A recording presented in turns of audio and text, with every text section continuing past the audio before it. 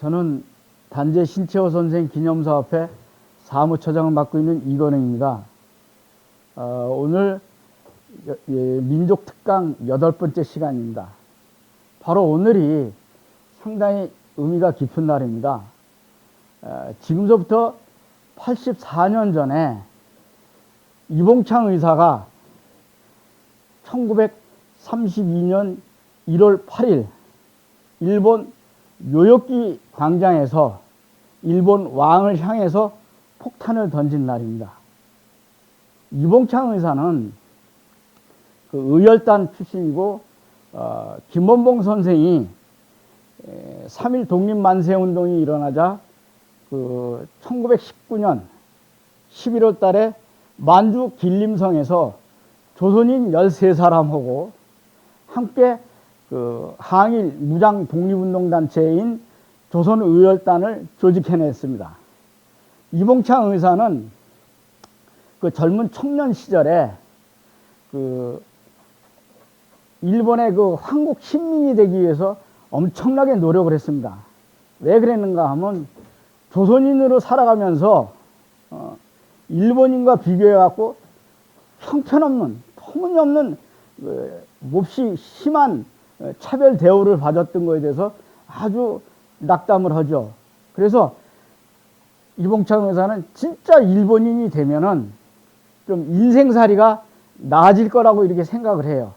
그래서 일본으로 건너가 갖고 오사카, 동경 이런 데로 이제 다니면서 돈벌이를 합니다. 그런데 이봉창 의사는 자기가 생각했던 것이 너무나 어리숙했구나. 그것을 금방 깨닫게 되죠. 그리고 어딜 가든지 조선인 식민지 백성이라는 이 딱지를 뗄 수가 없어서 차별받기는 똑같았어요. 결국은 이봉창 의사는 모진 여러 가지 그 수모와 그런 그 차별을 경험했던 이봉창 의사가 일본에서 중국 상하이로 떠납니다. 그래서 그곳에서 마침 그 김구 선생님을 만나게 되죠. 그래갖고 이봉창 의사가 1930년 12월 달에 중국 상하이에서 그 당시에는 대한민국 임시정부가 중국 상하이 프랑스 조계지에 있었습니다. 근데 거기에 들어가 갖고 자기 직접 찾아가서 한인 의열단에 자기가 이제 애국단에 가입을 하죠. 그리고 자신이 이게 상하이에 온 목적을 김구 선생님에게 아주 구체적으로 설명합니다. 매년 1월 8일 날 매년 여기가 지금 상하이 프랑스 조계지에 있는 임시정부 청사입니다. 그 당시 사진이죠. 근데 이봉창 의사께서 그 1월 8일 날 요요키 그 광장에서 폭탄을 던지기 전에 기념 촬영을 하신 모습입니다. 그리고 그 애국단에서 한인 애국단에서 그 선언문에 직접 선언문을 쓰셨던 내용입니다. 그리고 그 일본 왕 요요키 광장에서 신년 열병식 때 이제 김구 선생님께 이제 설명을 합니다. 내가 김구 선생님을 찾아온 목적이 매년 1월 8일 날 그 요요키 광장에서 이와 같이 일본 왕이 그 열병식을 거행을 하는데 그때 이제 많은 사람들 앞으로 지나가는데 자신이 일본 왕을 죽일 수 있는 마지막 기회라고 생각을 해서 거사를 벌이기 위해서 이곳에 김구 선생님을 찾아왔다고 이렇게 털어놓습니다. 그런데 이봉창 의사는 그 외모가 생김새도 그렇고 너무 일본말을 유창하게 하니까 그리고 이제 모든 행동거지가 꼭 일본 사람하고 똑 닮았어요. 그러니까 임시정부 요인들이 의심을 하죠. 심지어는 그 이봉창 의사를 갖다가 이게 밀정이 아니냐라고 의심을 할 정도였었습니다. 근데 이봉창 의사는 그 어렸을 적에 중류 아주 그래도 좀 생활이 넉넉한 집안에서 태어났어요. 그래서 어려서부터 음악 공부를 할 정도로다가 아주 양질의 교육을 받습니다. 그래서 이제 이봉창 의사는 아주 음악에 타고난 재질이 있었어요.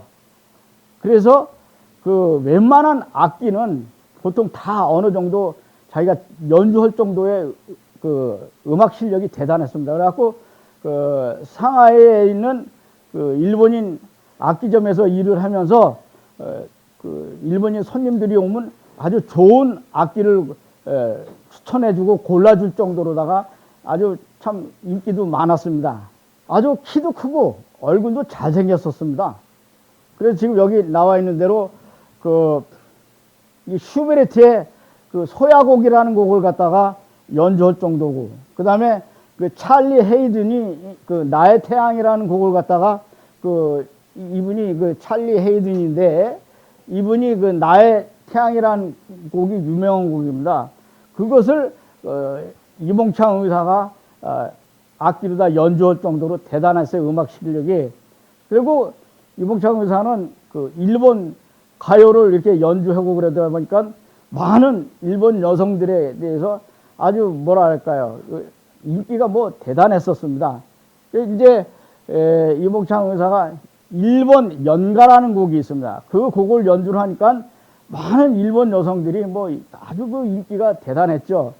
그래서 이제 이봉창 의사의 그 악기 연주하는 모습을 보려고 일본의 아주 귀족 여인이 찾아옵니다. 일부러 찾아오고, 그래갖고 그 악기점에 와갖고 수시로 와서 이봉창 의사를 만나고 무지개 좋아하게 돼요. 그래서 결국은 이봉창 의사는 그 귀족 일본 여인집에 아주 귀객은 아시죠, 여러분? 그 아주 귀한 손님이 되죠. 그 일본 여인을 통해서 여기 지금 사진에 나오고 있는 스요시, 이스카이 스요시가 나중에 이제 그 이분의 조카딸하고도 이봉창 의사가 아주 친분 관계를 맺을 정도예요. 근데 이제 일본 여인의 부모들은 이봉창 의사가 조선 사람이라는 것을 알고 자기네 집에 오는 걸 갖다가 막습니다. 그리고 교제하는 걸 갖다가 이제 그 통제를 하고 못 만나게 하죠. 그래 결국은 그 일본 여인은 그 이봉창 의사한테, 이봉창 의사가 고향이 조선에 가서 그러면 함께 살자. 그러니까 이봉창 의사는 이 제안을 거절하죠. 왜냐하면 이봉창 의사는 일본 왕을 죽여야 되는 그런 자기가 그 사명감을 실행에 옮겨야 되니까 그 여인하고 같이 행동을 할 수 없고 오히려 역으로 제안합니다. 일본에 같이 가자고. 그 당시 그 이봉창 의사는 어떻게든지 그 폭탄을 검문 검색을 피해갖고 안전하게 숨겨서 일본으로 갈 수 있는 방법을 생각해내다 보니까 그 일본 여인하고 함께 일본인 부부로 위장을 해갖고 일본으로 들어갑니다. 일본 왕을 죽이기 위해서 폭탄을 어떻게든지 그 좀 안전하게 숨겨서 갖고 갈 수 있는 방법이 없을까 하고 생각해내다가 폭탄을 바지가랑이 주머니에다 넣고 꼬매 갖고 가는 방법을 생각해냈어요. 그 수류탄 2개가 바지가랑이 밑으로 들어갈 수 있게, 그럼 주머니를 갖다가 그 바느질 해준 사람이 바로 그 임시정부에 있었던 여성 조선의열단인 이화림이라는 아주 훌륭하신 분이 그 바느질을 해줬었어요. 그리고 이제 이봉창 의사는 그 일본 여인과 함께 그 페리오를 타고 일본에 안전하게 들어갑니다. 그리고 바로 금방 말씀드린 대로 1월 8일 날 그 요요키 광장에서 거행되는 신년 열병식 때 폭탄을 던지죠. 일왕을 향해서. 그런데 이 폭탄이 잘못 떨어졌어요. 그래갖고 그 일왕을 죽이는데 실패하고, 안타깝게도 이 폭탄의 위력이 그게 강하지가 않아가지고 결국은 일왕을 죽이는데 실패를 합니다. 그리고 현장에서 요요키 광장에서 체포돼가지고 바로 1932년 10월 10일 날 교수형에 처해됩니다. 이게 지금 그 당시 그 이봉창 의사가 잘생겼죠. 1월 8일 날 그 현장에서 체포되는 장면입니다. 그리고 이게 이제 재판받기 위해서 이제 그 법정으로 들어가는 모습이죠. 그리고 그 이봉창 의사는 그 조선 청년이 일본 그 왕을 향해서 이 폭탄을 한 방 던진 것이 일본 사회를 완전히 발칵 뒤집어 놓습니다.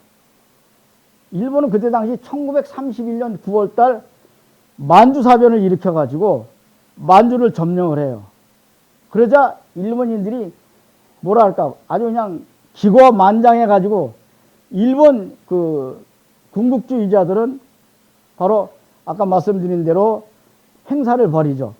그러자 일종의 그 자기네들이 그런 잔치상에다가 이봉창 의사가 죄를 뿌린 격이 됩니다. 일본 왕을 살아있는 신으로 이렇게 수상받고 있는데 많은 사람들이 지켜보는 앞에서 거기다가 조선 식민지 백성 청년이 폭탄을 던졌다는 이 사실 자체만으로서 일본에서는 엄청나게 큰 충격으로 받아들이게 됩니다. 법정에 서서 재판을 받게 되는데 그 재판 기록하고 그 당시 사건 담당 검사의 그 의견서를 볼 것 같으면은 이봉창 의사가 샹하이에서 일본으로 건너와갖고 그 폭탄 던졌던 그 시기까지 20일 동안에 일어났던 모든 그 행적에 대해서 아주 사건 기록에 구체적으로 나와 있습니다. 그 기록에 볼 것 같으면 이봉창 의사가 어떻게 생활을 했고, 이봉창 의사의 이봉창 의사의 사상과 행동 거지가 아주 구체적으로 기록되어 있습니다. 근데 이제 거기 기록에 볼 것 같으면 이봉창 의사는 1901년 여기 수원에서 태어났습니다. 그리고 가족들하고 전부 서울 용산으로 이사를 가요. 근데 그 당시 용산에는 근데 이제 일본인들이 집단으로 이제 몰려와 가지고 일본인 집성촌을 형성하게 됩니다. 그런데 그러다 보니까는 이제 새롭게 집을 짓고 그러니까 건축 붐이 막 일어나죠. 그래서 이봉창 의사 아버지 이진구는 용산에 정착하면서 화물차 역할을 했어요. 우마차가 여기 나와 있는 대로. 이제 거기는 건축 자재를 실어나려고 그래야 되니까. 그리고 이봉창 의사 아버지는 목재상을 합니다. 이렇게. 목재상을 해갖고 엄청나게 돈을 많이 벌었어요. 그래갖고 이봉창 의사 아버지는, 이진구는 신흥 자본가가 됩니다. 그런데 그 이봉창 의사가 이제 그 마을을 지나가게 되면은, 동네를 지나가게 되면 사람들이 제가 바로 이진구의 둘째 아들이라고 수근수근 될 정도로다가 부잣집 아들이 되는 것 같다 엄청나게 부러워했었습니다. 근데 이제 그 이봉창 의사의 아버지 이진구는 돈이 많다 보니까는 그 젊은 여성 둘을 첩으로 데리고 살았어요. 그렇게 여자를 좋아하고 그래가지고 결국은 그 이진구는 정말 천하의 한량으로다가 좀 건달이죠, 일종의. 그래갖고 아주 그냥 호색하기는 이루 말할 수가 없었어요. 그래서 장안의 기생집에 아주 그 이진구에 대한 소문이 자자할 정도입니다. 결국은 그 좀 불미스러운 일이지만 이봉창 의사의 아버지는 성병에 걸릴 정도로다가 아주 그 사업도 많은 지장을 받고 아주 여자 관계가 복잡했습니다. 제가 왜 이런 얘기를 하냐면은 그만큼 이봉창 의사도 아버지의 그런 그 뭐랄까 한량 기질을 이어받아 가지고 청년 이봉창 의사는 뭐랄까 쾌락을 즐기고 아주 향락을 즐기는 그런 철없는 청년으로 성장을 했습니다. 그런데 이봉창 의사가 그 현장에서 그 당시 체포당했을 당시에 그 소지하고 있었던 그 품목 중에서 사진이 나옵니다.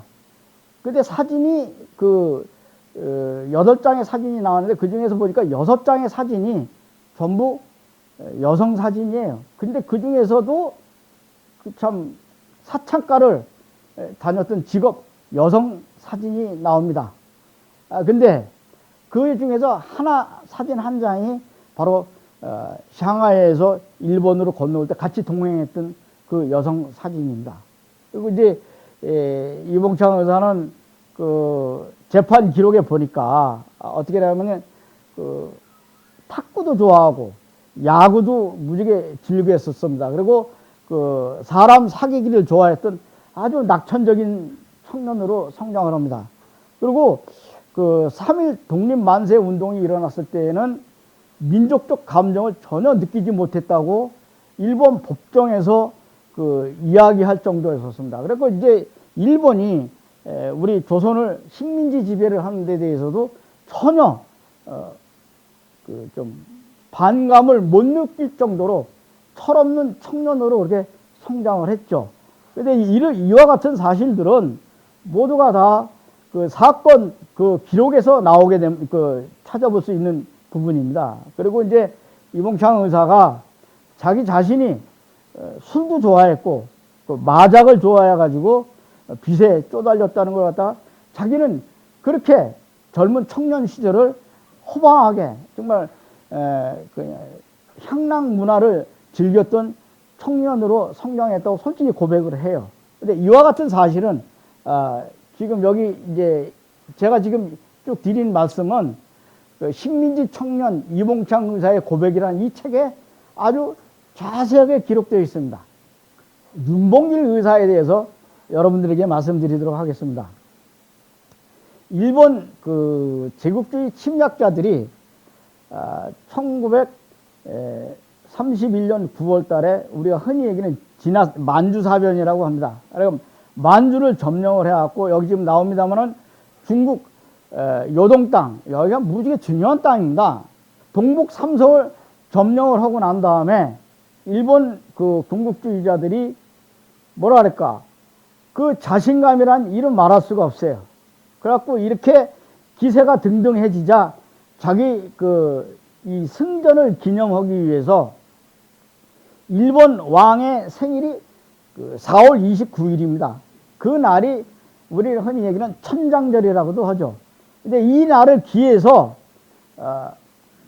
상하이 홍콩공원에서 대규모 그 무력 시위 그 군사 퍼레이드를 갖다가 벌이게 됩니다.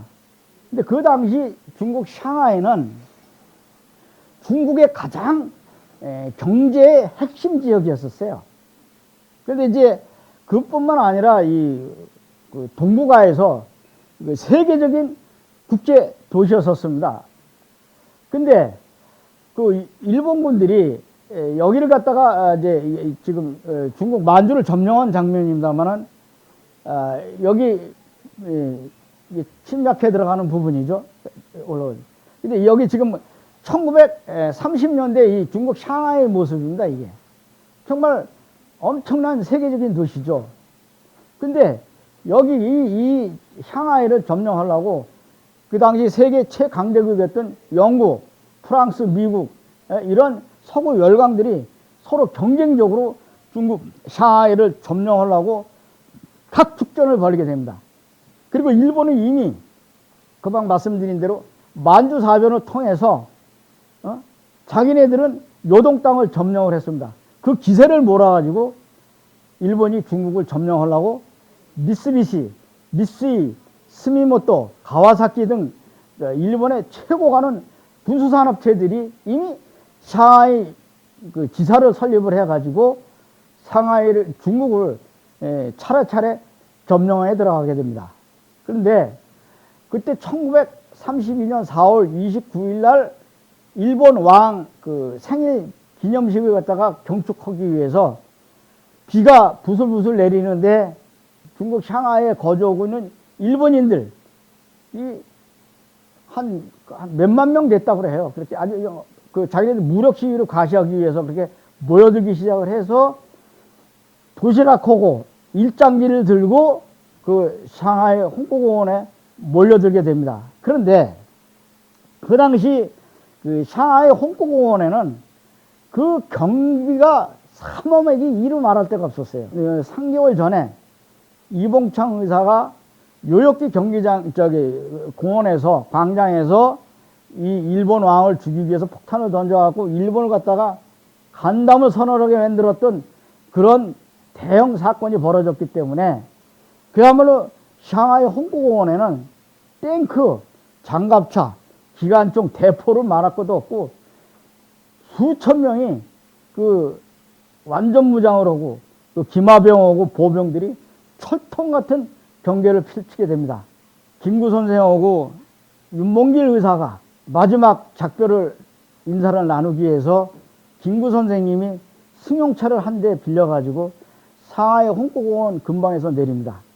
그리고 이제 김구 선생이 윤봉길 의사에게 폭탄 두 발을 건네주면서 하나는 도시락 폭탄이고 하나는 물병 폭탄을 건네주면서 하신 말씀이 자네는 조금 있으면 곧 조국의 독립을 위해서 목숨을 잃을 것이네. 그 자네의 그 애국정신은 역사에 길이 남아가지고 후세들한테 전해질 것이니 용기 잃지 말게. 여기 두 개의 폭탄 중에 하나는 적의 장수를 죽이고 나머지 하나는 자네를 위해서 쓰길 바라네. 그리고 우리는 조만간 하늘나라에 가서 만나자고 하면서 김구 선생님이 윤봉길 의사의 손을 부여잡고 하염없이 눈물을 흘립니다.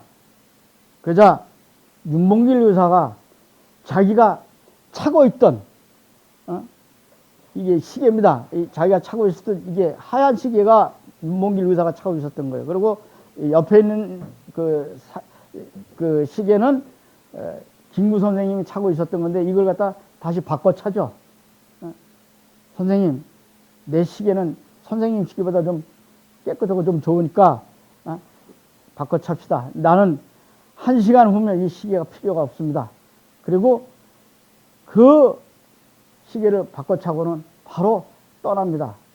윤봉길 의사가 홍구공원을 향해서 심차게 발걸음을 옮겨갔습니다마는 그 삼엄한 일본 경비병들은 윤봉길 의사가 조선인이라는 것을 갖다 전혀 눈치채지 못하고 그 시각이 바로 오전 11시 40분 정도 됐어요.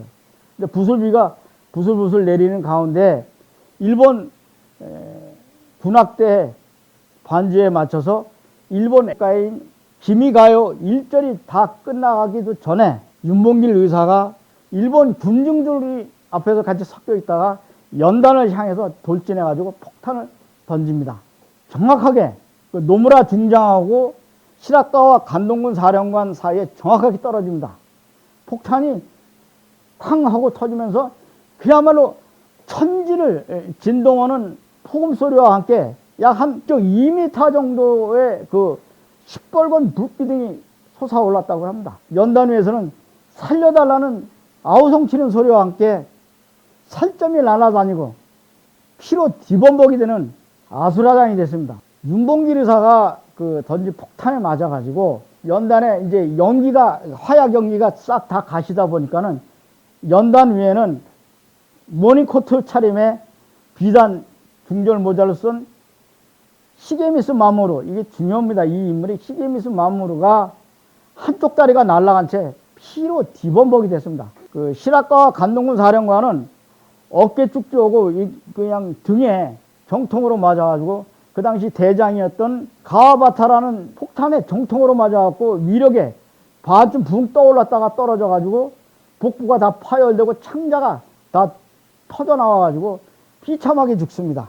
그리고 노무라 중장은 왼쪽 다리가 날아가고 그 다음에 우에다 중장은 오른쪽 눈이 아주 실명되고 다 그냥 피로 뒤범벅이 되는 아주 아수라장이 됩니다. 이봉창 의사가 일본 도쿄 요요케 광장에서 폭탄을 던졌을 때 폭탄의 위력이 약해갖고 일본 왕을 죽이지 못했습니다. 그래서 이번에는 또다시 그런 그 실수를 전하지 않으려고 여러 차례 폭탄 실험을 해가지고 폭발력이 강력한 고성능 폭약을 사용해가지고 대형 살상이 가해지게 된 겁니다. 그리고 아주 거의 다 몰살당했습니다. 그 광장에는. 여기 보시다시피 보면 이게 이제 윤봉길 의사하고 김구 선생이 그 마지막 장면이죠. 여기 이 장면이 바로 윤봉길 의사가 뒤에서 던졌습니다. 폭탄을. 한 20m 지점에 여기 사진에 나와 있는 대로. 이 모습은 뭐냐면 실학과 간동군 사령관이 폭탄에 맞아갖고 죽어왔을 때 그 파편 흔적인데 뭐 처참하게 잃을 데가 없었습니다. 그 윤봉길 의사가 정확한 지점에 그 폭탄이 떨어진 것을 확인을 하고 너무 감동을 했습니다. 그리고 이제 미리 자살하려고 준비해 갔던 물병 폭탄에다가 안전핀을 딱 뽑는데 이게 또 불발이 돼요. 결국은 폭탄이 터지지 않은 것을 보고 일본 그 경비병들이 헌병이고 집단으로 몰려와갖고 윤봉길 의사를 무지막지하게 그 폭행을 가합니다. 그 이제 잡혀가는 모습입니다만은 폭탄 던지고 제국주의를 타조하자고 구호를 외치면서 잡혀갑니다. 그래서 이제 윤봉길 의사가 던진 그 폭탄 한 발이 상하이는 물론 전 세계를 갖다가 발칵 뒤집어 놓습니다. 상하이 주재 일본 영사관에서도 별도로다가 영국, 미국, 프랑스, 폴란드 총영사들이 참석한 가운데 그 별도로 일본 왕 생일 기념식을 갖다가 행사가 진행이 됐었어요. 영사관 안에서도. 그리고 같은 시각 스위스 제네바에서는 세계 군축 회의가 열리고 있었었는데 각국의 그 대사들이라든가 그 기자들이 본국에다가 홍보공원의 이 폭탄 사건을 갖다 신속하게 타진을 하게 됩니다. 그래갖고 전 세계가 놀라게 되죠.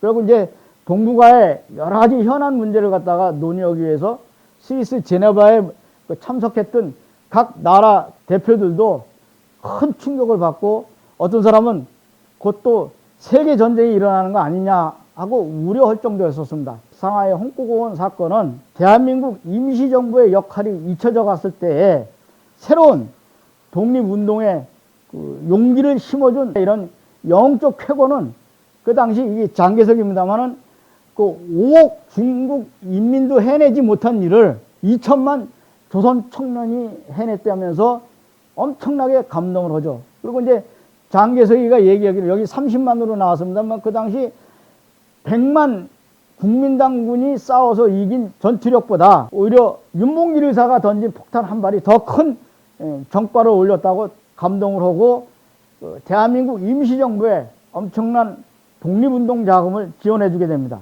1943년 11월 달에 이게 카이로 회담입니다. 그 미국, 영국, 중국 그 루즈벨트하고 처칠하고 장개석이 모여가지고 해방과 동시에 한국을 즉각 독립시켜줘야 된다고 가장 강력하게 주장한 사람이 장개석입니다.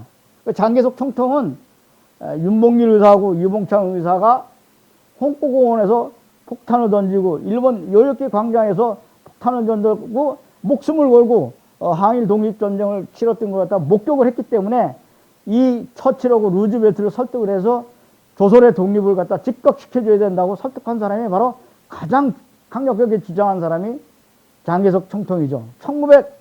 1945년 9월 3일 날 미국 미주리 함상에서 배적 군함에서 항복 조인식을 합니다. 이 장면입니다. 그 당시 일본이 항복 조인식을 하러 나온 사람이 여기 연미복을 입은 사람이 바로 상하이 홍보공원에서 윤봉길 의사가 던진 폭탄에 맞아갖고 한쪽 다리가 날아간 그 인물이에요. 항복 조인식은 그때는 TV가 그렇게 널리 보급이 안 돼갖고 미국 영화사 뉴스릴이라는 데서 이 장면을 역사적인 장면을 다 촬영을 합니다.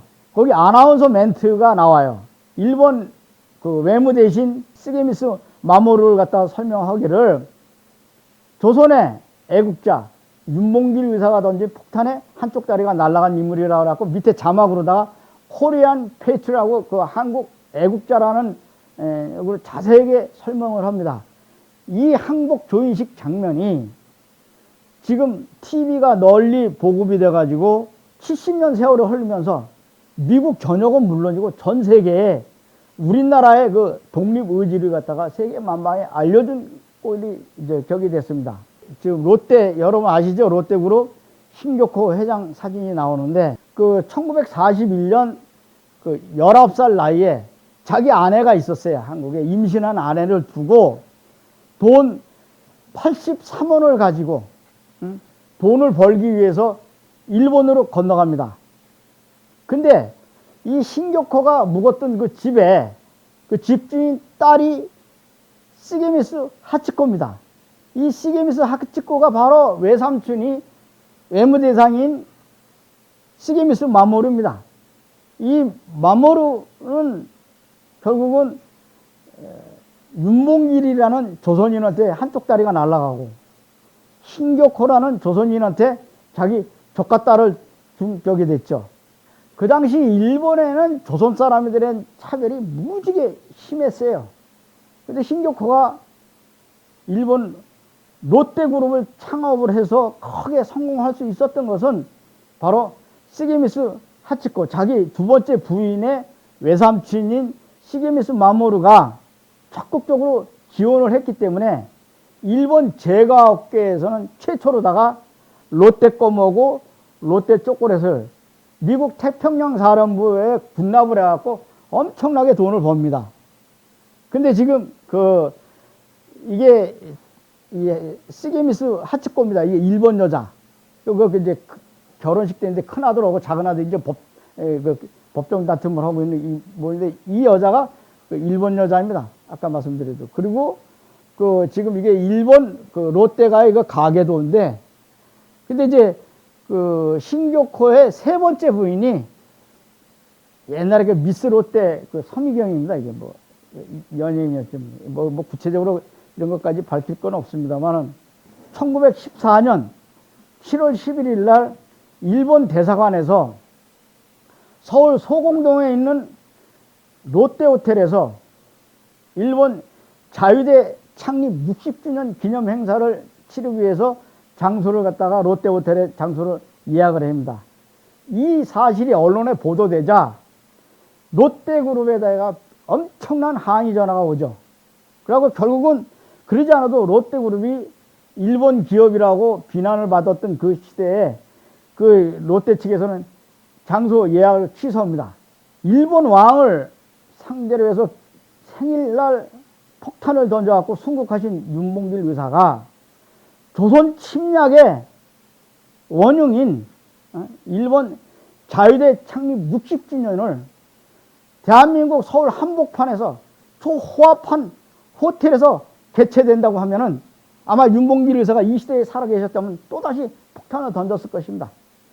우리는 이러한 부분에 대해서 좀 깊이 성찰을 해야 되지 않을까 이런 생각을 합니다. 우리 조선이 일본한테 식민지 지배를 당했을 당시에 우리 한반도에서 벌어지는 숨막히는 국제 정세에 대해서 좀 말씀드리도록 하겠습니다. 여러분 한번 잘 생각을 해 보십시오. 우리 한반도는 무지개 작은 나라죠. 중국과 미국 거대 제국에 비교해 보면은 하나의 주나 하나의 성의 크기에도 미치지 못하죠. 작은 나라들이 옹기종기 모여있는 유럽과 비교해 봐도 한반도보다 작은 나라는 그렇게 많지가 않아요. 그런데 한반도는 역사적으로 매우 중요한 곳에 위치해 있습니다. 한반도가 한번 휘청이면은 동북아 전체가 다 엄청난 파장을 일으켰습니다. 수나라 양제가 중국을 두 번째, 진시황 다음으로 중국을 두 번째 천하 통일하고 그 힘을 몰아서 고구려를 갖다가 멸망시키려고 쳐들어왔습니다만은 을지문덕 장군의 그 살수대첩에 의해서 어떻게 했습니까? 수나라 양제는 멸망하죠. 그리고 누가 들어오냐면 당나라가 들어섭니다. 11세기 초에는 야울아복의 거란족이 요 나라가 다시 고려를 침략해 들어옵니다만은 강감찬 장군의 살수대첩에 의해서 요 나라가 멸망하고 여진족의 금나라가 들어서게 됩니다. 16세기 말에 치러졌던 임진왜란 전쟁은 7년간이라는 긴 전쟁을 통해서 도요토미 히데요시가 죽고 도쿠가와 이에야스에 의한 막부 정권이 들어서게 됩니다. 중국에서는 명나라가 10만 명의 군대를 조선에 파견했던 그 후유증으로 만주에서 일어났던 만주족인 누라치에 의해서 멸망하고 청나라가 들어서게 됩니다. 19세기 말에서부터 20세기 초에 한반도에서 벌어졌던 청일전쟁과 러일전쟁은 세계 역사의 흐름을 바꿔놨습니다. 청일전쟁에서 중국이 패하자 중국은 더 이상 동북아의 패권 국가가 아니라는 것이 확인이 됐고, 만주족이 세운 청나라는 청일전쟁에서 패하자 계속 손문의 신해혁명과 오사운동을 일으키면서 중국 공산주의 국가가 탄생이 되죠.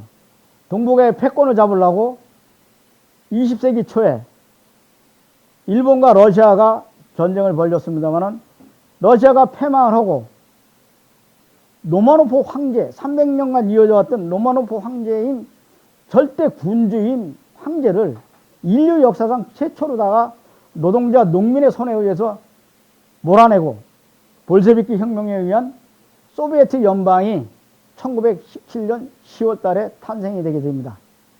일본은 러일 전쟁의 승리를 여세를 몰아가지고 1910년 조선을 식민지화하고 또다시 1931년 9월 만주사변을 일으켜 만주를 점령하고 또다시 1937년 7월 1일 중일전쟁을 일으키고 또다시 일본이 미국과 1941년 12월 7일 날 태평양 전쟁을 일으켰습니다마는 일본은 1945년 8월 6일 날 히로시마, 8월 9일 날 나가사키에 원자폭탄이 떨어지면서 일본이 패망을 하죠.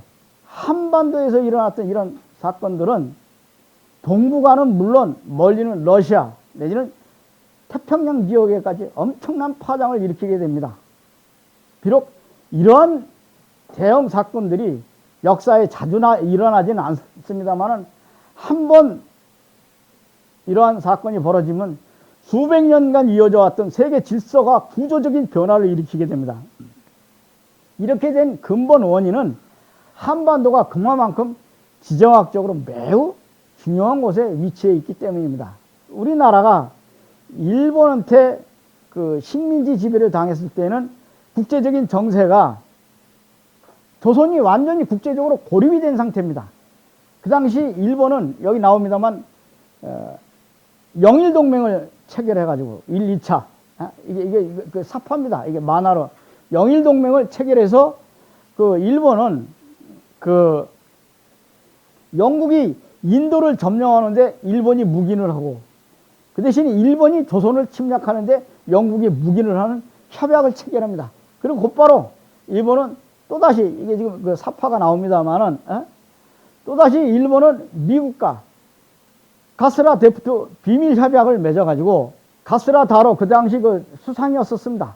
그리고 미국의 루즈벨트 대통령의 그 특사인 데프트 육군 장군과 함께 가스라 데프트 비밀 협약을 체결해서 미국이 필리핀을 점령하는데 일본이 묵인을 하고 일본이 그 대신에 조선을 침략하는데 미국이 묵인하는 협약을 체결합니다.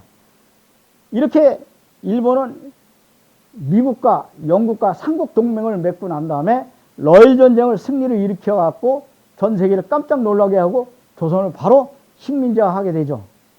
일본은 그 청일 전쟁에서 받았던 그 전쟁 배상금 2억 1천만 냥, 이 엄청난 이 큰 돈을 갖고 일본은 산업을 일으키고 군사력을 키워가지고 1차 세계대전이 끝나자 일본의 경제력과 군사력은 영국, 미국 다음으로 세계 3대 강국으로 등장합니다.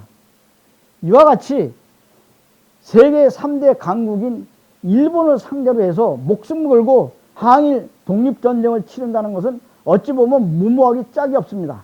그러나 우리 민족은 1894년 갑오 동학농민혁명 당시에 어느 기록에 보면 30만에서 50만 명이라는 이런 엄청난 우리 민중들이 새로운 세상을 펼치기 위해서 죽어갔습니다.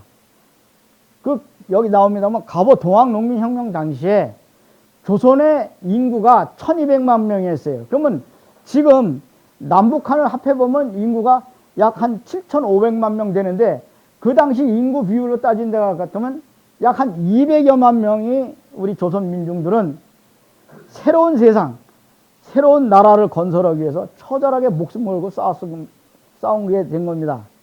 그 당시 조선인들에게 있어서 항일 독립전쟁을 치르는 가장 중요한 원동력이 어디 있느냐고 물어보니 모두가 다 얘기는 새로운 나라, 새로운 세상을 펼치기 위해서 우리는 싸웠다는 그 유명한 기록이 있습니다.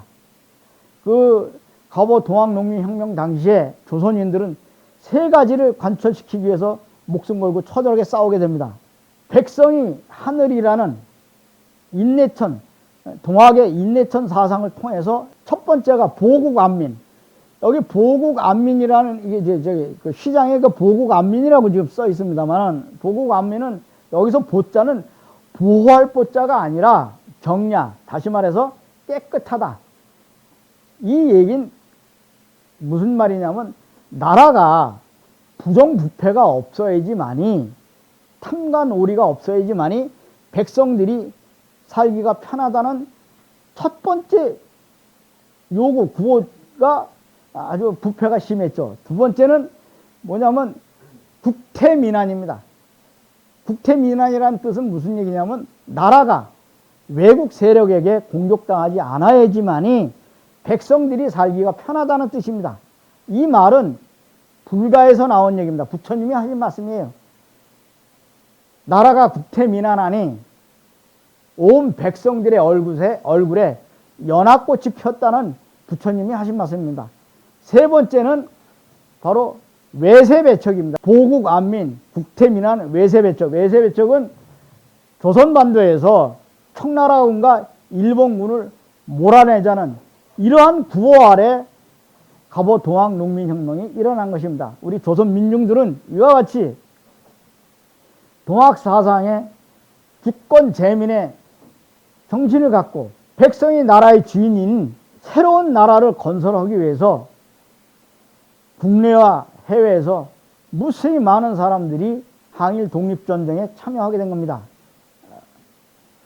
우리 민족이 일본에게 독립이 되면은 우리나라는 과거와 같은 양반 중심 사회가 아니라 백성이 하늘인 그 공화제를 선택을 했었습니다. 외세를 배척하고 우리 자주독립 국가를 갖다가 건설하려고 했던 것은 손문에 여기 지금 나옵니다만 신의 혁명을 통해서, 이게 신의 혁명은 뭐냐면 중국 5,000년 역사의 그 왕조 시대를 마감하고 백성이 주인인 공화제를 채택한 것입니다. 근데 이것도 1차 세계대전 이후에 백성들이 신흥 독립국가들이 전부 다 자본주의 국가 체제를 선택을 하죠. 그런데 1917년 10월 레닌의 볼셰비키 혁명에 의해 가지고 인류 최초로다가 노동자 농민이 주인이 되는 사회주의 공산체제가 등장하게 됩니다. 이래 되다 보니까 그 시기가 1919년 3.1 만세운동이 일어났던 그 시기입니다. 그래서 해외에 나가 있는 유학생들과 국내 지식인들 그리고 많은 독립운동가들이 큰 충격을 받게 되죠. 왜냐하면 우리가 그동안 억눌려 왔는데 조선 백성들은 조선 왕조에서 바로 어떻게 넘어가냐면 일제 식민지로 넘어갑니다. 소외받았던, 억압받았던 노동자, 농민이 그 사람들이 꿈꿔왔던 것은 새로운 세상을 펼치기 위해서 철저하게 목숨 걸고 싸웠던 것입니다. 힘없는 백성들은 또다시 과거와 같은 양반과 탐과 놀이들에게 탄압받고 수탈받는 그런 세상이 아니라 힘없는 백성들은 태어날 때부터 쌍놈은 계속 노비로 살아야 되고, 또다시 태어날 때부터 양반과 왕족들은 귀족 신분을 누리는 고종임금님을 다시 모시는 왕조 시대가 아니라 모든 백성들이 골고루 인권을 누리는 새로운 나라를 건설하기 위해서 처절하게 싸웠던 것입니다. 그래서 우리나라가 일본한테 해방이 되게 되면은 백성이 중심이 되는 체제를 선호하게 되죠.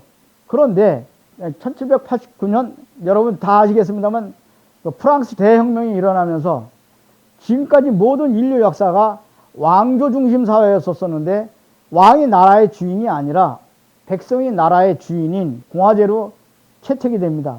그런데 느닷없이 아까 말씀드린 대로 레닌의 볼셰비키 혁명에 의해서 노동자 농민이 중심이 되는 사회주의 국가 체제가 등장하게 됩니다. 그래서 전 세계는 사회주의 국가 체제로 나갈 것인지, 이것은 식민지 지배를 받았던 사람들의 많이 선택을 합니다. 그리고 근대 자본주의 국가 체제는 강대국, 영국, 프랑스, 미국, 일본 이런 자본주의 국가 체제에서 양대 이데올로기로 딱 분열이 되게 되죠. 그런데 우리 민족이 일본한테 해방이 되게 되면은 금방 말씀드린 대로 대한민국 임시정부의 김구 선생을 비롯한 민족주의 지도자들은 생각과 우리나라의 국가 정체성에 대한 생각과 만주 또는 러시아 또 국내 또 해외 여러 그 독립운동가 단체들 중에서도 우리나라가 어떤 체제로 가야 될 것인지에 대해서 쫙 갈리게 됩니다. 생각이 다 분열이 되죠.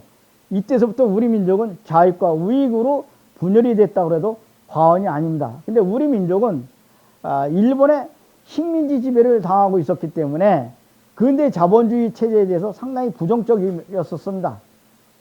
그 이유는 두 가지로 우리는 예를 들 수가 있는데, 첫 번째는 18세기 말 그 영국의 산업혁명 이후 영국을 비롯해서 프랑스, 미국, 일본 등 자본주의 국가들은 약소국가에 대해서 무차별적으로 침략을 가하는 식민지 쟁탈전이 벌어지면서 약소국가들은 속수무책으로 이 자본주의 국가, 이 강대국에 대해서 식민지 지배를 당하게 됩니다. 그래서 우리 민족이 맞이했던 근대 자본주의 국가 체제라는 것은 일본의 식민지 지배를 당하고 있었기 때문에 자본주의 국가 체제에 대해서 상당히 거부 반응이 컸었어요. 그래서 자연적으로 사회주의 체제를 갖다가 선호하게 됩니다. 두 번째는 우리 민족의 90%가 농민인 농경사회 구조 속에서 노동자 농민이 주인이 되는 새로운 사회주의 공산 이념에 대해서 눈을 뜨게 됩니다. 사회주의 사상에 대해서 알게 되죠. 이러다 보니까는 소작 농민들은 평생 농사를 져봐야 지주와 탐관오리들한테 살짝 수탈당하고 사회주의, 노동자 농민이 주인이 되는 사회주의 국가 체제 하에서는 지주들에 대한 토지를 몰수를 해서 농민들에게 분배를 하고 자신들이 소유했던 그 토지에서 생산되는 농산물이 전액 자신들의 그 소유가 된다는 그야말로 꿈같은 세상이 펼쳐진 것에 대해서 큰 희망을 갖게 된 거죠. 다시 말씀드린다면은 집 없는 서민들한테 아파트 한 채씩을 공짜로 준다는 이런 논리와 마찬가지로 그 당시 지식인들과 소작 농민들에 대해서 급속도로 퍼져나가기 시작합니다. 그래서 새로운 사회주의 국가 건설과 항일 독립전쟁이 결합이 되면서 새로운 사회주의 공산체제에 대한 청사진을 갖고 국내와 해외에서 무수히 많은 젊은이들이 조국의 독립을 위해서 망명을 하게 됩니다. 한반도에 고향을 둔 수많은 젊은이들은 멀리는 러시아로, 중국으로, 만주로 망명을 떠나게 됩니다. 그들은 사회주의 공산혁명과 중국을 일으켜가지고 그 힘으로다가 조선반도에서 일본군을 몰아낸다는 그러한 생각을 갖고 조국의 독립의 꿈을 안고 김 알렉산드라 스탄케비치는 레닌을 전폭적으로 지원하게 됩니다. 이게 지금 그 볼셰비키 혁명이 일어났을 당시의 그 사진입니다만은 레닌의 10월 혁명을 지지하는 겁니다. 그리고 아까 말씀드린 대로 그 이제 프랑스 대혁명이 일어나고 왕이 나라의 주인이 아니라 백성이 나라의 주인, 왕정 정치를 무너뜨리는 프랑스 대혁명을 얘기하는 겁니다. 그래서 이와 같이 우리의 그 젊은이들은 해외로 망명을 해서 무종장군이라든가 윤세주, 진광화 이런 분들은 중국 공산당에 입당을 해서 목택동군을 전폭적으로 지원하게 됩니다. 민족주의 진영의 백범 김구 선생을 비롯해 가지고 나머지 그 임시정부 요인들은 국민당 정부의 장개석을 전폭적으로 지원하게 됩니다. 이러한 과정을 거치면서 민족의식이 투철했던 우리 조선 사람들에 의해서 러시아 공산혁명과 중국 공산국가가 탄생하면서 20세기 세계 공산혁명을 리드해 나간 게 우리 주축이 된 인물들이 조선의 의열단이라든가 상당히 여러 가지 여러분들이 많이 등장을 하게 됩니다. 따라서 우리 민족은 일본의 식민지 지배를 당하면서 인권이 무엇인지 알게 됐고 국가가 무엇인지 민족이 무엇인지 깨닫게 됩니다. 우리 민족의 그 투철한 그 정신력은 일본 식민지 지배하에서 우리는 확인이 될 수가 있었어요. 1905년 을사늑약이 체결된 이후 해방될 때까지 무려 40년 동안 일본한테 나라를 빼앗기는 그 순간부터 압록강과 두만강을 건너서 연해주, 서간도, 북간도, 러시아 연해주와 만주 중국으로 망명을 해서 해방되는 그날까지 끝까지 무장투쟁을 벌이면서 대한민국 임시정부 간판을 일본 놈들한테 그렇게 쫓겨다니면서 대한민국 임시정부는 7군데를 쫓겨다녔습니다. 그러면서도 끝까지 대한민국 임시정부 간판을 지키면서 국권을 포기하지 않은 민족은 전 세계 우리 민족밖에 없습니다. 똑같은 식민지 지배를 당했던 여기 인도의 마하트마 간디는 영국 정부를 상대로 해서 영국 총독에게 수시로 담판을 하고 비폭력 평화운동을 전개했던 게 바로 인도의 마하트마 간디입니다. 그리고 프랑스의 식민지 지배를 당했던 베트남의 독립운동가의 아버지인 여기 사진에 나오는 호치민은 프랑스 정부에게 뭐라고 요청을 하냐면 베트남에게 자치주를 인정해달라는 정도의 수준이었습니다. 그리고 미국의 식민지 지배를 당했던 필리핀은 우리나라와 같이 미국과의 제대로 된 독립전쟁 한번 치러보지 못하고 해방을 맞이합니다. 이와 같이 아시아뿐만 아니라 중남미의 멕시코로 시작을 해서 페루, 칠레, 아르헨티나에 이르기까지 전 세계 그 어떤 나라도 우리 민족과 같이 해방되는 그날까지 끝까지 무장투쟁을 벌인 민족은 전 세계 역사상 우리 민족밖에 없습니다. 1908년서부터 1909년 사이에 우리나라 일본한테 나라를 빼앗긴 게 1910년이죠. 그 1년 전 사이에 1908년서부터 1909년 사이에 적어도 일본한테 나라를 빼앗겼던 1910년 그 1년 전서부터 큰 의병이 많이 일어났습니다. 무려 10만 명이란 의병이 1년 동안에 일어나는데 이것이 횟수로 따져보니까 하루에 평균 매일같이 5번 이상 무려 1900번에 걸쳐서 의병전쟁을 일으켰습니다. 그러다 보니까 일본 놈들이 1908년 근대식 형무소인 서대문 형무소가 탄생하게 됩니다. 그래서 무수히 많은 독립운동가들이 서대문 형무소에서 옥고를 치르게 되죠. 우리나라가 일본하고 전쟁했던 것 중에서 항일 독립전쟁 중에서 2차 세계대전 당시에 무수히 많은 약소국가들이 제국주의 강대국에 의해서 식민지 지배를 당했습니다만은 전체적으로 다 털어놓고 봤을 때 가장 큰 대첩이 청산리 대첩입니다.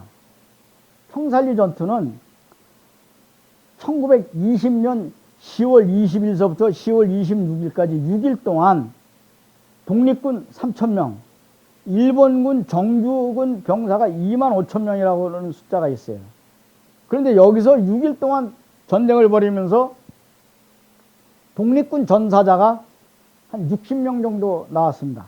일본군이 2,000여 명이 몰살당했습니다. 이 기록은 단일 전투로서는 세계 전쟁사에 나올 정도로 대승을 거둔 겁니다.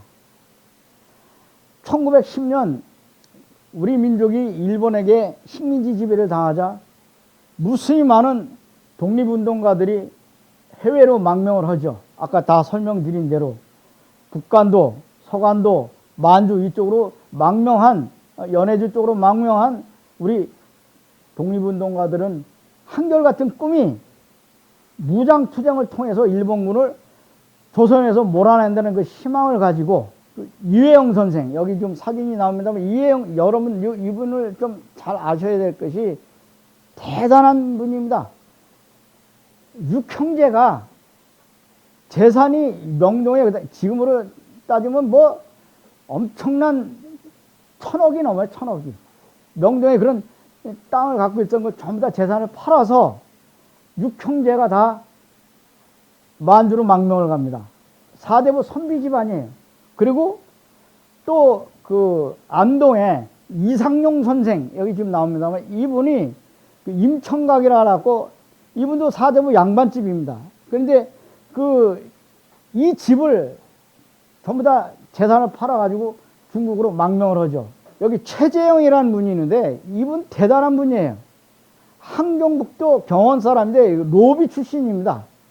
근데 이분이 돈을 엄청나게 벌었어요. 그 연해주에서. 그래갖고 이거 뭐 다 설명드릴 수 없습니다만 이 등장인물 세 분을 갖다가 소개하는 이유는 뭐냐면 사대부 양반, 유해영, 그 다음에 그 이상용 선생, 그 다음에 그 최재형 선생, 양반 쌍놈 가리지 않고 하나로 똘똘 뭉쳐가지고 만주에 독립군 양성소인 신흥무관학교를 세워가지고 독립군을 양성을 해갖고 일본군과 청산리 대첩에서 대승을 거두게 됩니다. 그 당시 그 신흥무관학교 학생들이 그 농사 짓는 장면입니다만은 일본군들은 만주의 독립군 양성소인 신흥무관학교가 세워진 걸 보고 큰 충격을 받습니다.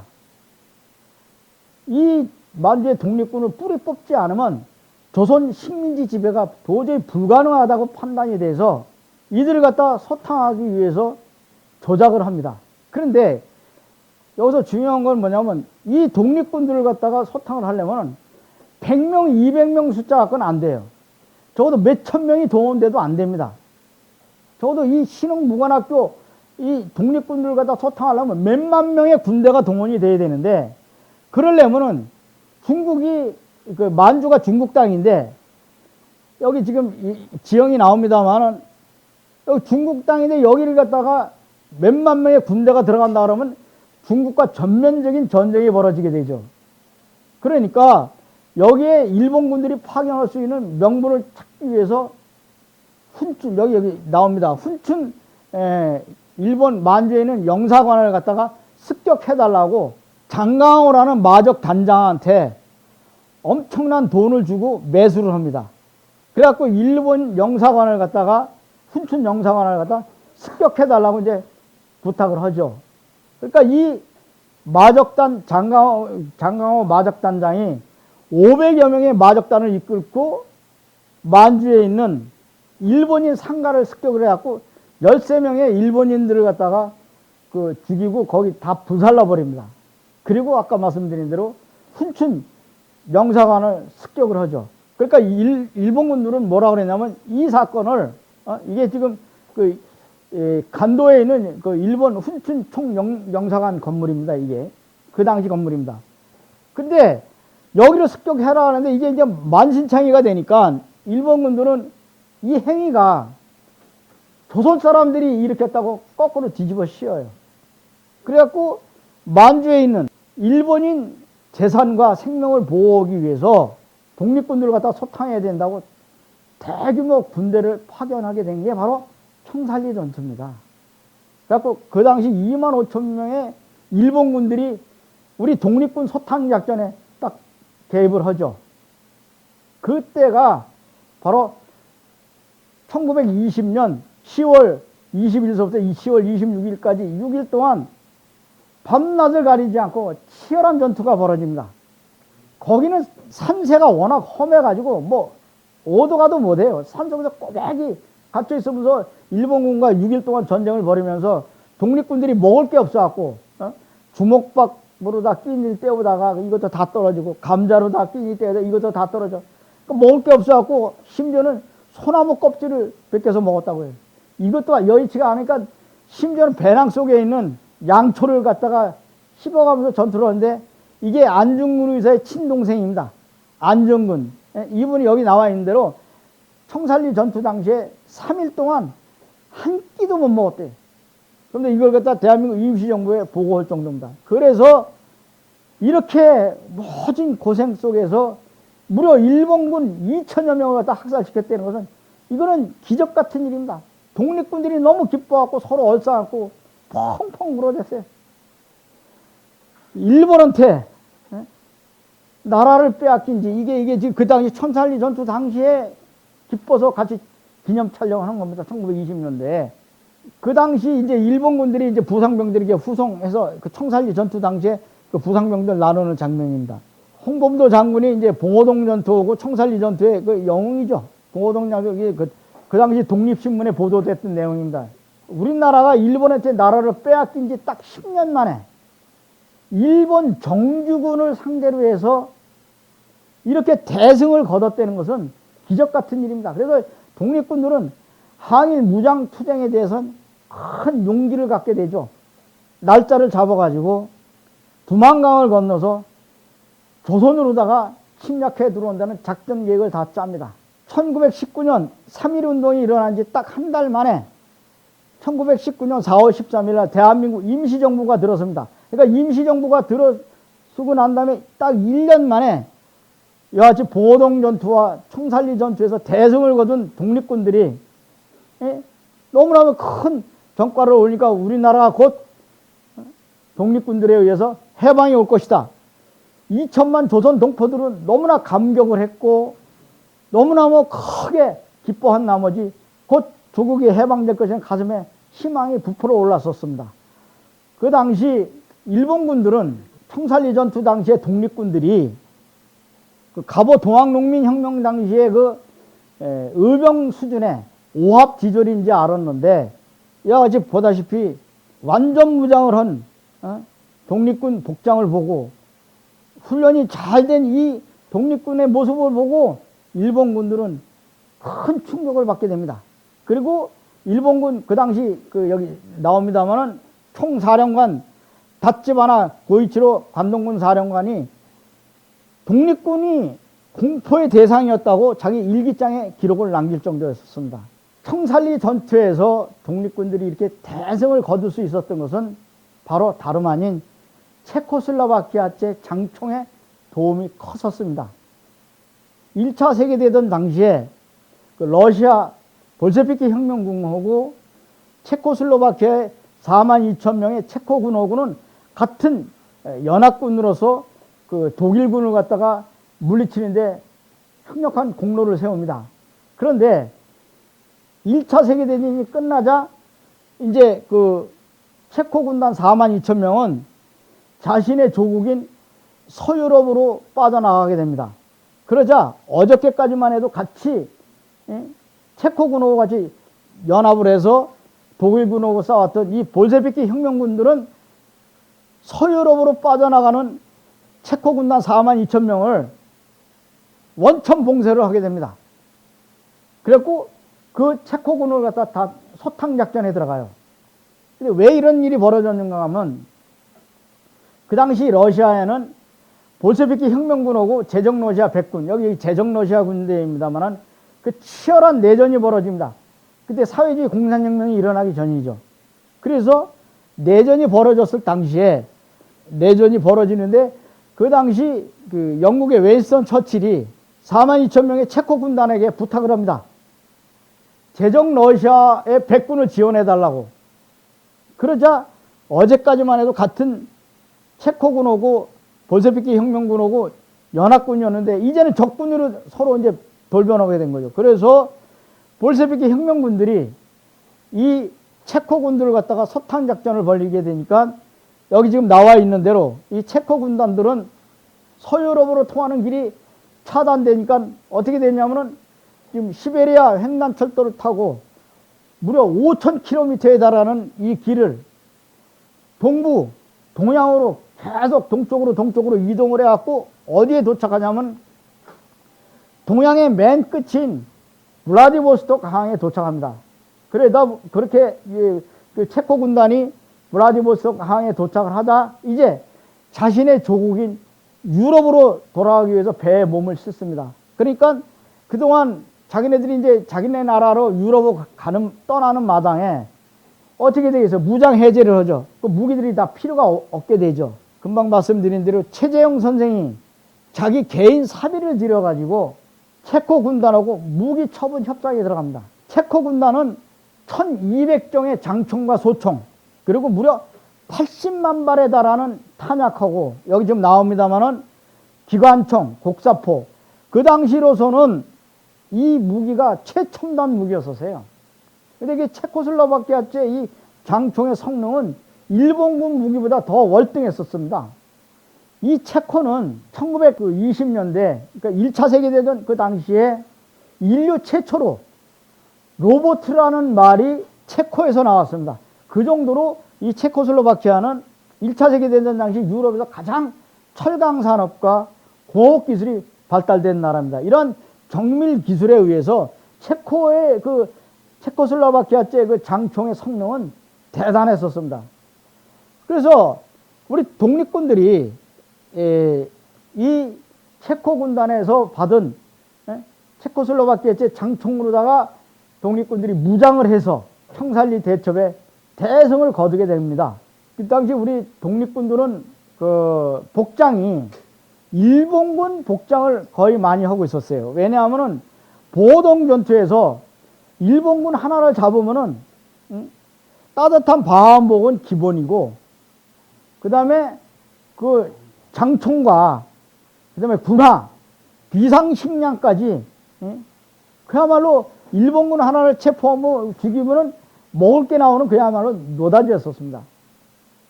이와 같이 우리 독립군들은 열악한 조건 하에서 오로지 체코슬로바키아 장총의 의지를 해서 일본군들을 2천여 명 이상이나 몰살시켰다는 것은, 이것은 천지가 개벽을 할 일입니다. 이렇게 대승을 거둘 수 있었던 것은 우리 독립군들이 조국의 독립을 위해서 목숨 걸고 죽음도 두렵지 않게 여기면서 용맹하게 싸웠던 결과입니다.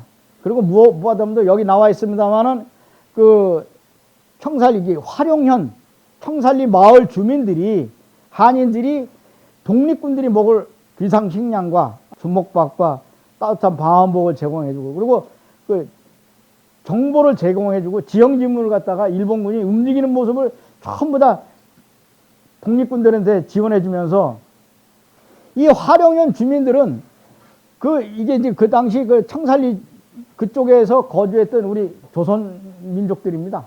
독립군하고 거의 버금갈 정도로 헌신적으로 노력을 해줘서 우리나라 독립운동 사상 최고의 정과를 올리게 된 겁니다. 그 당시 일본군들은 독립군들이 보동 전투하고 청산리 전투에서 연전연승을 하니까 일본군들은 청일전쟁과 러일전쟁에서 승리해가지고 무적 황군이라는, 그야말로 세계 최강의 군대라고 알려졌는데, 이렇게 형편없이 참패를 당하자 일본군들의 그 자존심은 여지없이 무너졌습니다. 무엇보다도 독립군들이 목숨을 두렵지 않게 여기면서 덤벼드는 그 강인한 정신력을 보고 오늘날 알카에다와 같이 중동의 테러 집단보다 더 아주 공포에 질릴 정도로다가 아주 용맹스럽게 싸웠습니다. 그런데 우리 독립군들이 이제 봉오동 전투하고 청산리 전투에서 대승을 거두고 난 다음에 전열을 가다듬기 위해서 연해주 쪽으로, 북만주 쪽으로 빠져나갑니다. 그러자 일본군들은 독립군들이 빠져나갈 때를 기다리고 있다가 완전히 철수한 것을 확인하고 난 다음에 조선인들을 갖다 무자비하게 학살하기 시작합니다. 봉오동과 청산리 전투에서 패전한 걸 갖다 그 분풀이를 우리 조선족 마을에 습격을 해가지고 무참하게 학살을 저지르게 됩니다. 그 중국 길림성, 영길시, 연하촌 그 요동 땅은 여기 지금 나옵니다만은 산세가 워낙 험해가지고 여기가 요동 땅의 심장부입니다. 그래서 일찍이 여기 보면은 그 지금 동굴 속에 이게 우리 태국기를 갖다가 이게 그려놓은 겁니다만은 봉오동 전투의 영웅인 홍범도 장군하고 김자진 장군이 일찍이 여기 요동 땅에다가 대한독립군 사령부를 설치했는데, 여기가 일본 놈들이 가장 참혹하게 침략을 당해가지고 민간인 학살이 대단히 벌어지게 됩니다. 그리고 연길시, 연하촌에서 좀만 더 올라가면은 고송촌이라는 마을이 나옵니다. 여기는 김일성 부대, 1930년대 김일성 부대인 항일 동북 영군의 그 신병훈련소가 있었던 곳입니다. 여기는 산세가 워낙 험해가지고 감히 일본 놈들이 여기 접근을 못할 정도였었어요. 이 사진이 항일 동북 영군의 그 김일성 부대입니다. 이 가운데에 앉아 있는 사람이 김일성 주석 사진입니다. 항일 동북 영군. 그 다음에 항일 동북 영군의 같이 찍은 사진인데, 여러분이 아실는지 모르겠습니다만 그 대하 소설 그 토지라는 게 있습니다. 박경리의 토지의 주 배경 무대가 바로 여기 고송촌입니다. 용종, 우리 가곡 선구자에 나오는 일성종의 그 용종이 있었던 지방인데, 여기가 민족 시인 여기 나옵니다만은 윤동주 아시잖아요. 윤동주하고 문익환 목사님, 그 여기 지금 앉아 있는 사람이 정일권 씨입니다, 이분이. 그리고 그 장준하 선생 이렇게 같이 사진을 찍은 건데, 그 당시에 이것서 소풍 가서 찍은 사진입니다. 용종에 그 아주 이것이 일본 놈들이 가장 잔인하게 그 학살을 했었던 부분인데, 이게 그 해가 경신년인데, 경신참변 당시 일본군들이 조선인을 갖다가 학살했던 그 열람표입니다. 경신참변 당시에 그 나오는 사진입니다만은, 캐나다 그 선교사들하고 영국 신문 기자가 취재해서 확인한 숫자만 하더라도 1920년 11월 달, 12월 달, 1월 달 이 3개월이 만주에서는 살인적인 추위입니다. 그 추울 때에 우리 조선인 마을을 습격을 해서 학살당했습니다. 일본 놈들한테. 그 당시 보면 그 대한민국 임시정부 대통령을 지내신 박은식 선생님이 한국 독립운동 혈사에서 그 당시 일본군들이 저질렀던 만행에 대해서 독립운동 혈사에서 그 발표를 합니다. 그 마을 민가에 곡식 수만 석을 불질러 잿더미로 만들었고, 남녀노소를 총으로 쏴 죽이고, 칼로 찔러 죽이고, 몽둥이로 때려 죽이고, 도끼로 찍어 죽이고, 생매장하기도 하고, 불에 태우기도 하고, 솥에 삶기도 하고, 몸을 갈기갈기 찢기도 하고, 갈비뼈를 발라내기도 하고, 배를 따기도 하고, 머리를 자르기도 하고, 눈알을 뽑기도 하고, 얼굴 가죽을 벗기기도 하고, 사지에 못을 박기도 하고, 손과 발을 자르는 등 인간이라면 차마 할 수 없는 짓들을 전애들은 오락으로 삼았다. 우리 동포들 중에는 할아버지와 손자가 함께 죽었고, 아비와 아들이 함께 도륙당했으며, 그 지아비를 죽여서 그 지어미에게 보였고, 그 아우를 죽여서 그 형에게 보였으며, 죽은 부모의 혼백 상자를 끌어안고 도망가던 형제가 함께 떼죽음을 당하기도 하고, 더러는 산모가 포대기에 아이를 쌓아안고 달아나다가 모자가 함께 목숨을 잃기도 했다. 이 사건이 벌어진 것이 바로 1920년 경신년입니다. 그래서 이 사건을 우리는 경신참변이라고 부르게 됩니다. 그 연변 조선족 마을에 가면은 다음과 같은 말이 유행하고 있습니다. 산마다 진달래요, 마을마다 혁명열사라. 이 말은 진달래꽃이 붉은 색깔이기 때문에 조국의 독립과 중국 공산혁명을 성공시키기 위해서 수많은 조선인들이 산에, 붉은 산에 진달래꽃만큼이나 많은 혁명열사들이 피 흘려 죽어갔다는 말입니다. 우리는 일본이 저질렀던 이 만행에 대해서 결코 잊어서는 안 될 것입니다. 지금 박근혜 정권이 돈 몇 푼 주고 우리 정신대 할머니들에 대한 그 피해를, 가슴의 상처를 또다시 상처를 내고 있는데, 우리는 절대 이런 부분에 대해서는 아베가 직접 독일의 빌리 브란트 수상이 폴란드의 무명열사 앞에 가서, 능의 무명열사 뒤에 가서 무릎을 꿇고 사죄했듯이, 아베 총리가 직접 소녀상 앞에 와서 무릎을 꿇고 진심 어린 사죄가 있기 전에는 우리는 결코 이 사죄를 받아들일 수가 없고, 그 말장난에 우리가 넘어가서는 안 될 것입니다. 결코 역사를 잊지 마십시다. 감사합니다.